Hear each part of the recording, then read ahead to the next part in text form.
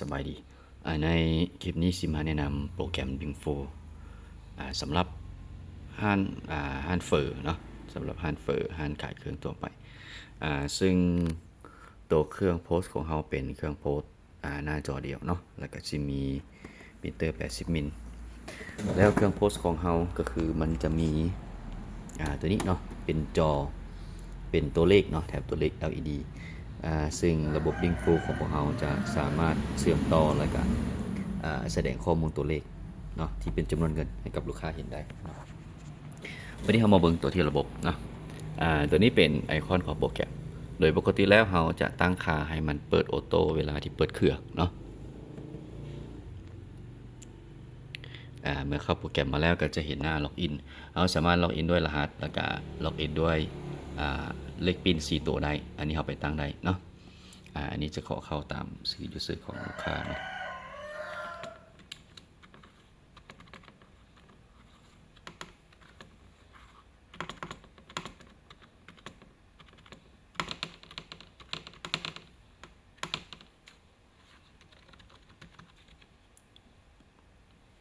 เมื่อเข้าสู่ระบบแล้วเนาะตัวนี้จะเป็นหน้าแดชบอร์ดก็จะแสดงยอดขายมื้อนี้เนาะ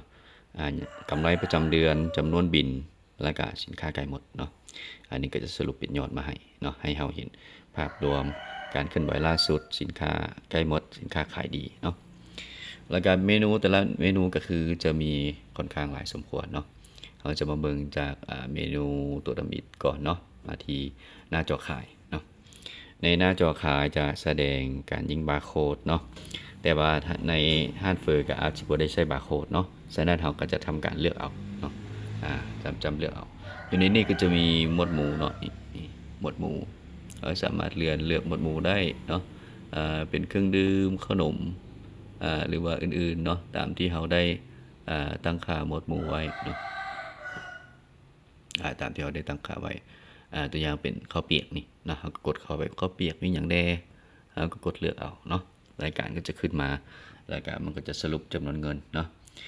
เราสามารถที่จะทำการเพิ่มส่วนลดได้เนาะนี่กำหนดส่วนลดเป็นจำนวนเงินหรือว่าเป็นเปอร์เซ็นต์ได้เนาะตัวอย่างเป็น 10% จังซี่ยืนยันเนาะมันก็จะมีส่วนลด 10% เนาะหรือว่าบ่มีเฮาก็ยกเลิกออกเนาะยกเลิกออกแล้วเวลาขายเนาะก็กดที่สำระเงินนี่ก็จะขึ้นมาหน้าพรจำนวนเงินตัวเลขเราสามารถที่จะกดตัวเลขตามจำนวนเงินเนาะคือตัวอย่าง 140,000เราก็ป้อนไปแล้วก็เพิ่มการสำระเนาะมันก็จะแสดงสถานะสำระแล้วก็จำนวนเงินเท่าไหร่เนาะแล้วก็สามารถกดสำระเงินตัวนี้เป็นสำระเงินบพิมพ์บินตัวนี้พิมพ์บินเนาะตัวอย่างเขาจะพิมพ์บินกดสำระเงินปุ๊บมันก็จะทำการพิมพ์บินออกมาเนาะพิมพ์บินออกมาทันทีเลยโดยที่บ่มีไดอะล็อกมีอย่างออกมาเนาะอันนี้คือจะเป็นหน้าขายเนาะต่อมาเรามาเบิ่งมันจะมีรายจ่ายนี่รายจ่ายเราสามารถกดที่บนนี้ประเภทรายจ่ายสามารถมาเพิ่มประเภทรายจ่ายได้เช่นเป็นค่าน้ำค่าไฟเนาะแล้วก็สามารถกดเพิ่มรายจ่ายอยู่ตรงนั้นถึงนี้เนาะเป็นรายจ่ายเป็นอย่างประเภทเป็นอย่างต่างๆเนาะสามารถป้อนรายละเอียดเข้าไปได้เนาะแล้วก็จะมีใบบินหนี้สินนะสำหรับใบบินหนี้สินก็คือจะเป็นรายการที่เขาขายออกไปเนาะรายการใบบินที่เขาขายออกไปเราสามารถมาเบิ่งรายละเอียดได้เนาะรายการจำนวนเงินเท่าใดชำระเงินแนวใดเนาะหรือว่าจะกดที่ปุ่มพิมพ์บินนี้ระบบก็จะทำการพิมพ์บินออกมาใหม่ได้เนาะแล้ววันนี้ต่อมาใบเสนอราคาเราสามารถสร้างเป็นใบเสนอราคาได้เนาะแต่ว่าการขายอยู่ในห้านข้าวเปียกห้านย่อยตัวไปเราอาจจะบ่มีเนาะเราจะบ่ได้ใช้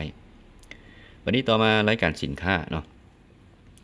รายการสินค้าที่เราต้องการเพิ่มเข้ามาก็คือจะเป็นพวกเครื่องดื่มเนาะสินค้าที่เป็นสำเร็จรูปเครื่องดื่มขนมอย่างต่างๆเราสามารถเข้ามาเพิ่มได้อยู่นี่เนาะเพิ่มซื้อตั้งหมวดหมู่เนาะกำหนดหมวดหมู่กำหนดราคาซื้อเท่าใดราคาขายเท่าใดเนาะแต่วันนี้เมื่อกำหนดข้อมูลของสินค้าแล้วเราก็จะต้องมานำเข้าเนาะ มาเพิ่มการนำเข้าแล้วก็อยู่นี่ก็สามารถค้นหาเนาะค้นหาตัวอย่างว่าเป็นเป็นเป๊ปซี่เนาะเป๊ปซี่นี่มันก็จะพิมพ์ขึ้นมามีบอกเป๊ปซี่ของเรา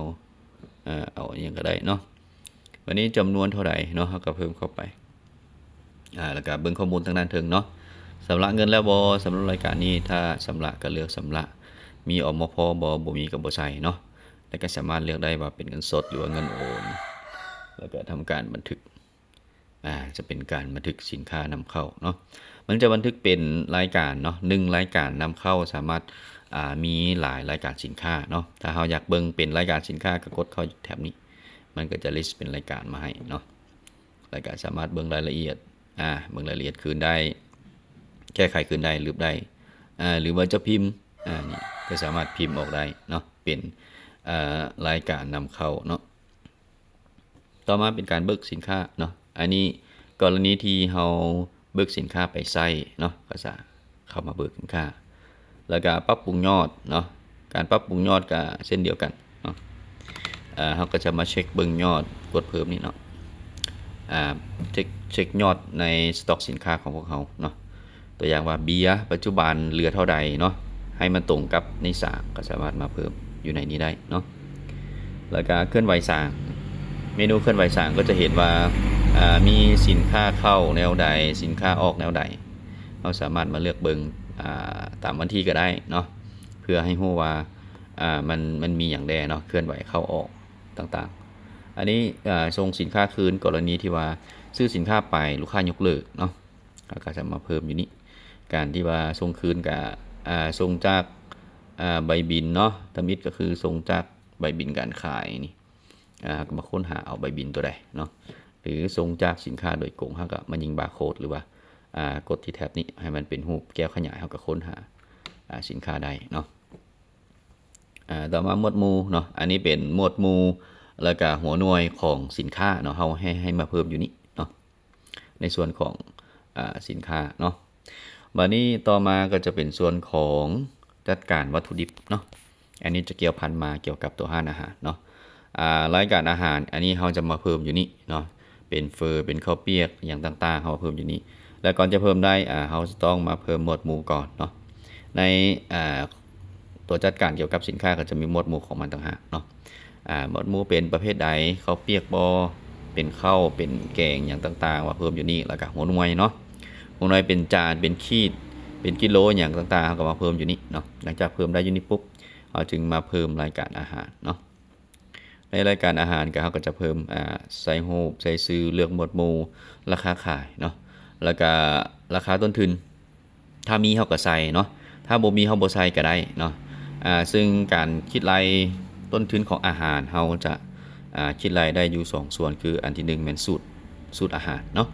สูตรอาหารก็คือเขาจะเพิ่มเป็นวัตถุดิบเพื่อให้มันไปตัดยอดวัตถุดิบเนาะต้นทุนอาหารก็จะได้มาจากการซื้อวัตถุดิบเข้าหรือว่าอีก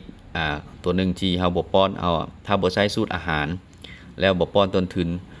เวลาที่นำเข้าวัตถุดิบเนาะเวลาซื้อเข้าเขาจะไปเพิ่มอยู่ที่รายจ่ายก็ได้คือกันเนาะระบบก็จะตัดรายจ่ายกับยอดขายให้เนาะอันนี้เป็นข้อมูลสินค้าเนาะมาเพิ่มอยู่นี่ตัวเลือกเสริมอาหารสามารถเพิ่มได้เนาะตัวอย่างว่าเผ็ดหรือว่าเค็มเนาะหรือว่าบ่เผ็ดหลายแบบนี้เนาะแล้วเวลาที่เขาเลือกสินค้าตัวอย่างว่าต้มเลือดนี่เนาะต้มเลือดปุ๊บมันสิมี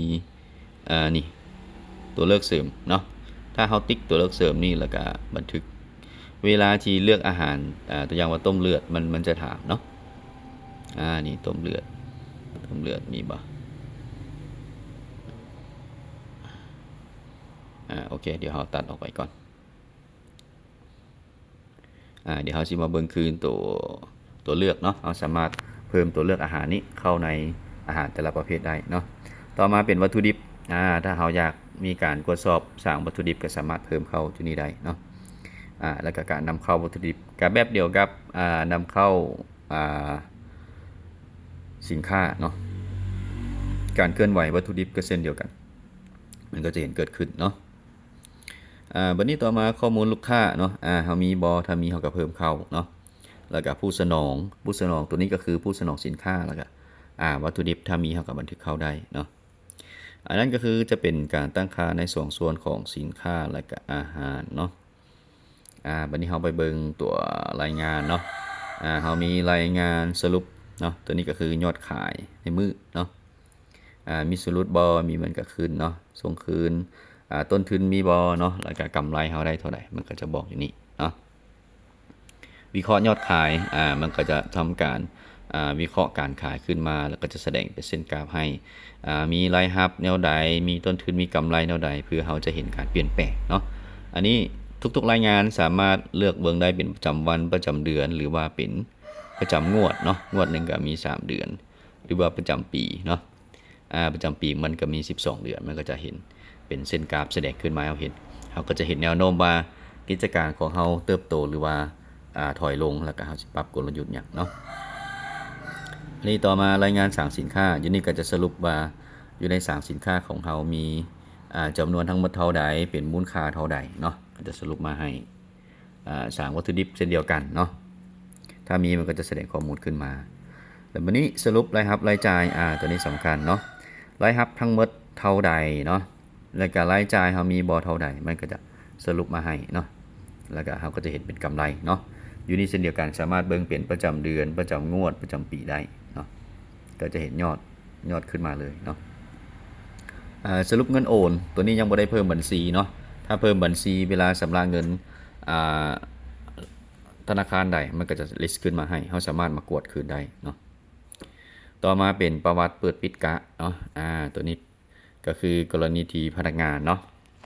ให้พนักงานขายมันเขาจะทำการเปิดกะให้พนักงานอยู่นี่ก็จะสรุปย่อยของพนักงานว่าพนักงานผู้หนึ่งรับเงินอย่างใดเงินสดเท่าใดเงินโอนเท่าใดก็จะมาเบิ่งอยู่นี่เนาะต่อมาเป็นประวัติการบันทึกตัวนี้ก็คือจะบันทึกการเคลื่อนไหวของระบบเราจะเอามาไว้กวดกรณีที่ว่ามีการป้อนข้อมูลผิดพลาดบ่หรือว่ามีปัญหาเกี่ยวกับระบบเราจะมาติดตามได้อยู่นี่เนาะแล้วก็การตั้งค่าผู้ใช้เราสามารถมาเพิ่มผู้ใช้ได้อยู่นี่เนาะแล้วก็เลือกบทบาทว่าจะให้เขาเจ้าเป็นไปอย่างเป็นผู้จัดการพนักงานขายหรือพนักงานสาวเนาะแล้วก็ซีดบทบาทเราก็สามารถมาเพิ่มแล้วก็จัดการได้อยู่ในส่วนของตัวนี้เนาะอันนั้นก็จะเป็นเมนูทั้งหมดคร่าวๆของระบบเนาะแล้วก็เวลานำใช้เนาะอยู่นี่สามารถเปลี่ยนภาษาได้เนาะนี่มีหลายภาษาให้เลือกนี่ภาษาจีนภาษาไทยเนาะแล้วก็เวลาออกจากระบบก็สามารถที่จะกดออกจากระบบอยู่นี่เนาะหรือมันจะมี2ตัวเนาะปิดโปรแกรมกับปิดเครื่องเนาะเวลาที่ขายแล้วภายในมือต้องการปิดเครื่องเนาะสามารถกดที่ปิดเครื่องแล้วก็ยืนยันปิดเครื่องได้เลยเนาะระบบก็จะทำการออกจากโปรแกรมทุกอย่างแล้วก็ทำการปิดเครื่องเนาะอันนั้นจะเป็นภาพรวมของระบบเนาะเวลาที่ขายก็ง่ายๆเลยเวลาเข้ามาหน้าจอขายแล้วก็ทำการเลือกสินค้าเนาะเดี๋ยวสิให้เบิ่งเวลาที่เลือกสินค้าแล้วเนาะเลือกสินค้าปุ๊บจำนวนเงินอยู่นี่ก็คือ 40,000 เนาะเวลาที่ชำระเงินยอด 40,000 วันนี้เราไปเบิ่งอยู่จอทางด้านหลังจอทางด้านหลังก็จะแสดงตัวเลข 40,000 เนาะวันนี้เดี๋ยวเราลองเพิ่มจำนวนเข้าไปเนาะเขาจะเพิ่มจำนวนเข้าไปว่าตัวเลขจะเปลี่ยนบ่ปัจจุบันเป็นยอด 280,000 ยอด 280,000 ที่ลูกค้าต้องจ่ายเนาะลูกค้าต้องจ่าย 280,000 นี่นะรวมทั้งหมด 280,000 วันนี้เราไปเบิ่งจอทางด้านหลัง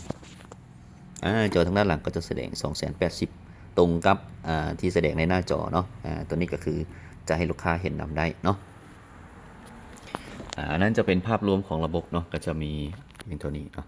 ก็ขอบใจ